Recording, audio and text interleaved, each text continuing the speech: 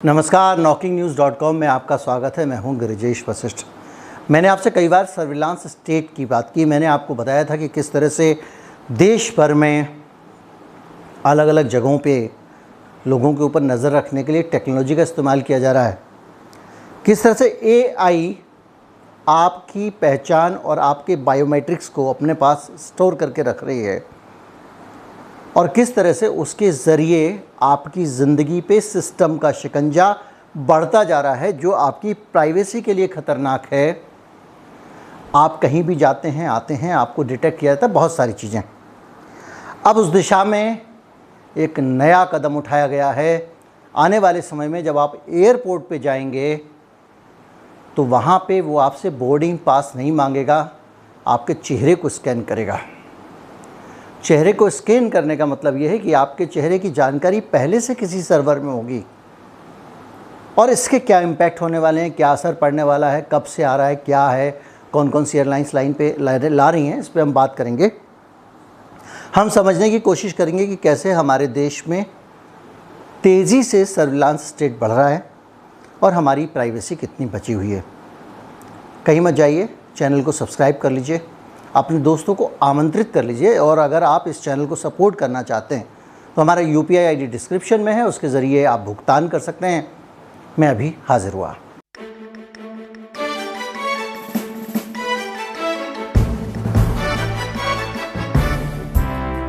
कई लोग लिखते हैं आप मैं अभी हाजिर हुआ करके जाते हैं और जल्दी से आ जाते हैं।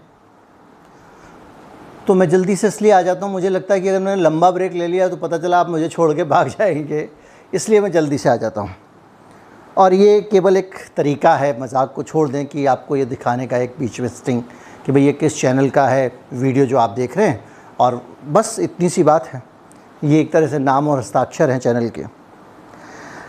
दिल्ली और बेंगलुरु एयरपोर्ट पर जब आप अगली बार यात्रा करने जाएंगे तो आपको एक डिजी यात्रा करके एक एप्लीकेशन है, उसका इस्तेमाल करना पड़ेगा। उस एप्लीकेशन के ज़रिए आप जब एयरपोर्ट पे जाएंगे तो वहाँ पे आपका फेशियल रिकॉग्निशन होगा, यानी कैमरे के सामने एक AI कैमरा लगा होगा जो चेहरे को पहचानता होगा। अलग अलग आदमी के चेहरे की पहचान कैमरा कर सकता है। कैमरा आपके चेहरे को पहचानेगा, उसके बाद आपको यात्रा करने को दी जाएगी। ये नया फ़ैसला आया है। इस फैसले के कई मायने हैं और उस मायनों को अगर आप देखें तो उससे पहले मैं बता दूं कि इसमें है क्या क्या। इसका बीटा वर्जन लॉन्च किया गया है और इसको फुल स्केल पर आगे जाके इंट्रोड्यूस किया जाना है।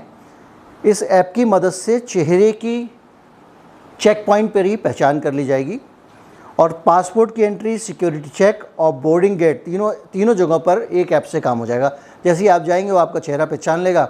और सिक्योरिटी चेक क्या करना है, आपके चेहरे का पूरा रिकॉर्ड सरकार के पास रखा हुआ है।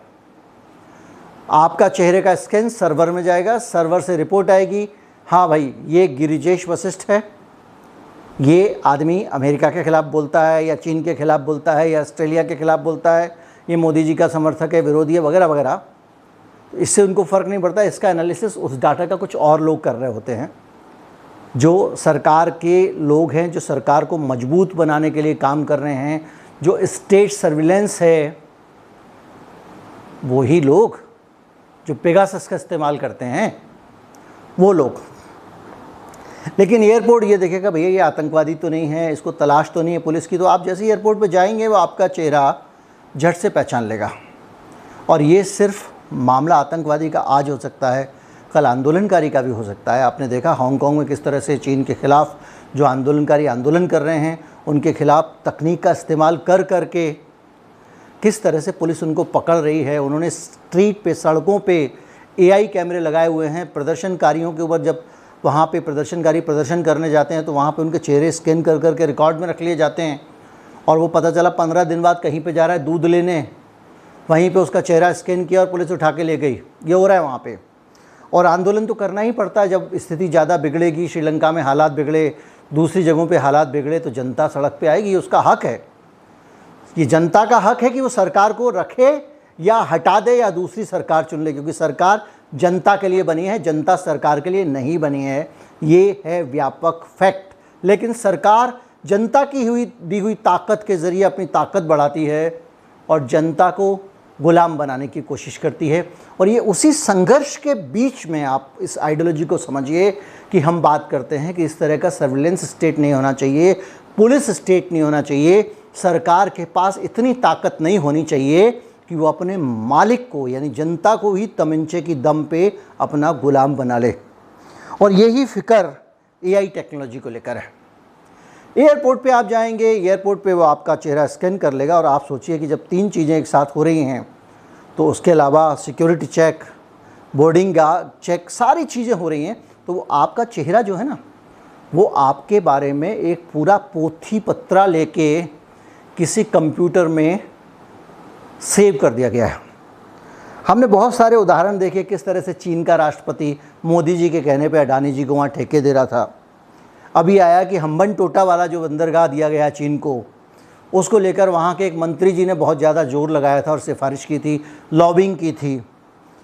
तो जब भ्रष्ट नेता दूसरे देशों के लोगों के लिए काम करने लगते हैं, अब मैं यहाँ किसी का नाम लूँगा तो उसकी अवमानना हो जाएगी, नोटिस भेज देगा, क्या क्या संभालना मुश्किल है।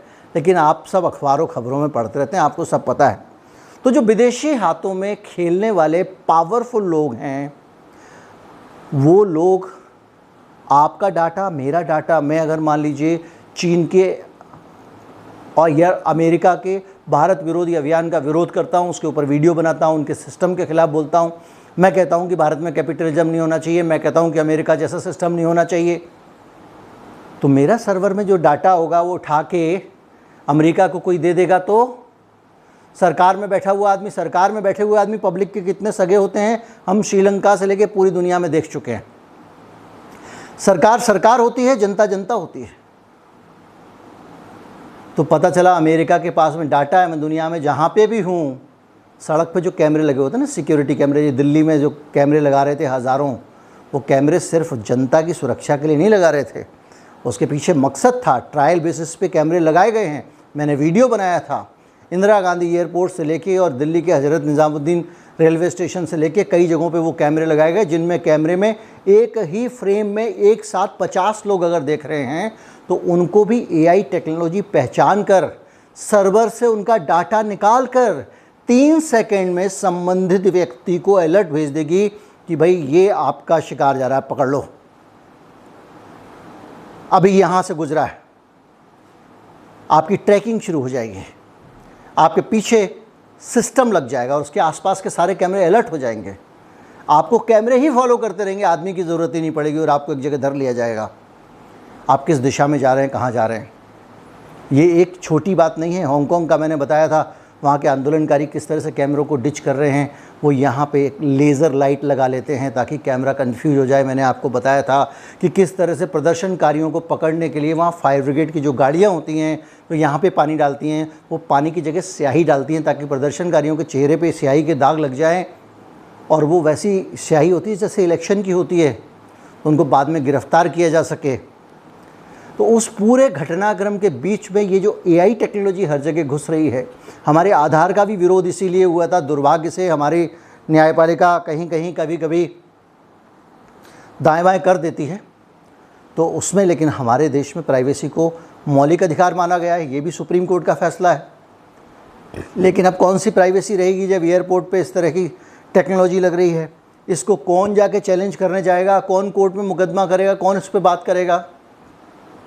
हमारी तो सारी की सारी फ्रीडम इस पे है ना कि आदमी सुप्रीम कोर्ट में जाए, मुकदमा लड़े, पता नहीं वहाँ अप्रूव भी होगी कि ये रिट उठा के आपकी फेंक दी जाएगी।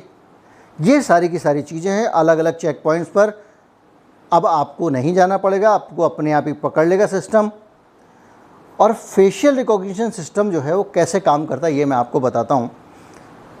जैसे ही आप किसी एयरलाइन से टिकट बुक कराएंगे, उसी दौरान एयरपोर्ट पर तैनात अधिकारी संबंधित एजेंसियों के पास आपकी जानकारी पहुंचा देगा कि भाई ये आदमी टिकट बुक कराने आया है, इसकी आँख की पुतलियाँ ऐसी हैं, इसका चेहरा ऐसा है, फलां टिम का चला गया, और वो डाटा भी उनके पास रजिस्टर हो गया। अब आपके एयरपोर्ट जाने से पहले दुनिया में कुछ लोगों को पता है कि आप एयरपोर्ट पे जाने वाले हैं। आप सेलिब्रिटी हैं, आप चाहते हैं कि आपकी प्राइवेसी हो, लेकिन वहाँ पुलिस के दफ्तर में कोई एक आपका फ़ैन बैठा हुआ है, पहुँच जाएगा 50 आदमी को लेके शाहरुख खान निकलने वाला है यहाँ से। या फिर आप सेलिब्रिटी हैं आमिर खान की तरह के, जिसकी जान के प्यासे 200 लोग बैठे हुए हैं, 400 लोग बैठे हुए हैं, जो चाह रहे हैं कि इसको पीट के हम हीरो बन सकते हैं, वो पहुंच जाएंगे। क्योंकि डाटा शेयरिंग हो रही है, आपकी प्राइवेसी शेयरिंग हो रही है। आपकी डेट ऑफ जर्नी, आप किस तारीख को वहाँ से जाने वाले हैं, वो एजेंसियों के पास चले जाएगी। और जब कैमरे के साथ स्क्रीन आपकी फ़ोटो पहचानेगी और सारी जानकारियाँ डिस्प्ले हो जाएंगी, वहाँ पे उसको मिल जाएगी। लेकिन बात यह है कि ये जानकारी जब सर्वर में है तो दिक्कत हो जाएगी। हमारी आधार का डाटा बाकायदा लीक हो चुका है और इस लीक डाटा को लेकर पूरी दुनिया में हंगामा हो चुका है। बड़े बड़े, मैं इस पे वीडियो बना चुका हूँ कि किस तरह से इंटरनेशनल लेवल पे आधार का डाटा लीक होने के दावे किए गए थे। किस तरह से आपने और हमने जो हेल्थ आईडी बनवाई है मुफ्त वैक्सीन के लिए, उसमें आपका सारा डाटा जमा हो गया है। एक एक आदमी की डिटेल्स आधार से ले ली गई है। अब आने वाले समय में सरकार तय करेगी भाई इस आदमी शुगर के लोग मरीज कितने हैं, इसके मरीज कितने हैं, उसके मरीज कितने हैं, कहाँ कहाँ कौन कौन किस किस चीज़ का मरीज है। ये आदमी है, ठीक है, इसको ठिकाने लगाना है, ठीक है, इसकी शुगर इनटेक बढ़ा दो। बहुत कुछ हो सकता है क्योंकि आपके बारे में जानकारी सार्वजनिक होने पे या आपके बारे में जानकारियां दूसरे लोगों के पास होने से आपकी वल्नरेबिलिटी बढ़ जाती है। इसीलिए प्राइवेसी का महत्व है। और उम्मीद करता हूं इस वीडियो के जरिए आप समझ गए होंगे कि किस तरह से हमारा जो प्राइवेसी का खतरा इस नए नियम से बढ़ने जा रहा है। ज़्यादा से ज़्यादा लोगों तक वीडियो पहुंचाएं, लोगों को चैनल के बारे में बताएं, चैनल को सब्सक्राइब कर लें। नमस्कार, जय हिंद।